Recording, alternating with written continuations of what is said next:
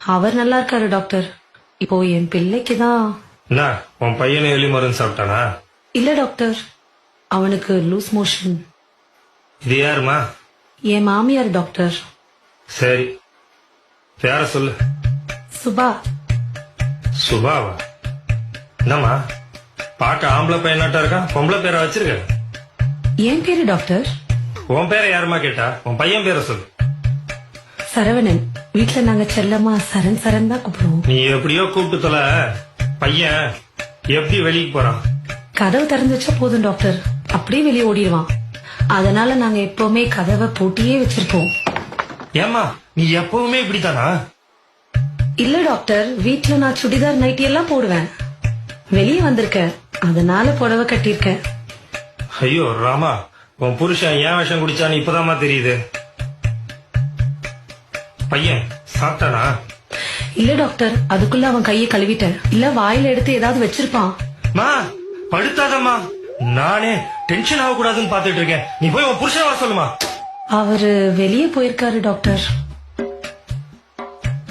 ஏமா நான் சொல்றத கேட்டு கொஞ்சம் கரெக்டா சரியா சொல்றியா? சரி டாக்டர். பையன் வயிற்றுக்கு ஏதாவது சாப்பிட்டானா? இல்ல டாக்டர், பால் மட்டும் குடிச்சான். பாலை காய்ச்சி குடுத்தியா? தாய்ப்பால எப்படி டாக்டர் காய்ச்சி கொடுக்க முடியும்? மா பையனுக்கு 3 வயசு ஆகுது, இன்னுமா தாய்ப்பால் குடிக்கிறான்? இல்ல டாக்டர், என் குடும்பத்துல எல்லா குழந்தைகளுக்கும் 5 வயசு வரைக்கும் கட்டாய தாய்ப்பால் கொடுக்கணும்னு எங்க மாமியார் சொல்லிருக்காங்க டாக்டர். ஆமாமா, இப்ப உன் குடும்ப கதையெல்லாம் எனக்கு ரொம்ப முக்கியம். ஏமா பையன் ஏதாச்சும் சாப்பிட்டானா? பால் தவிர ஆவின் பால் மாதிரி ஏதாவது சாப்பிட்டானா? ஆவின் பால்லாம் இல்ல டாக்டர், நாங்க ஆரோக்கியம் தான் வாங்குவோம். அம்மா, என்னத்த வேணா வாங்கி சொல்லமா, அந்த கருமத்தை அவன் குடிச்சானா? இல்ல டாக்டர்.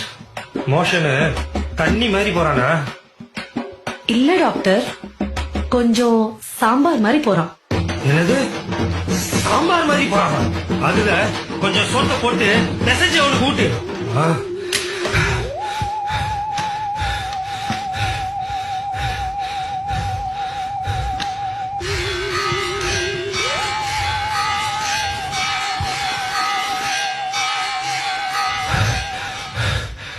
இவளை எப்படியாவது பேசி துரத்திடணும், இல்ல நம்மள சாவடிச்சிருவா.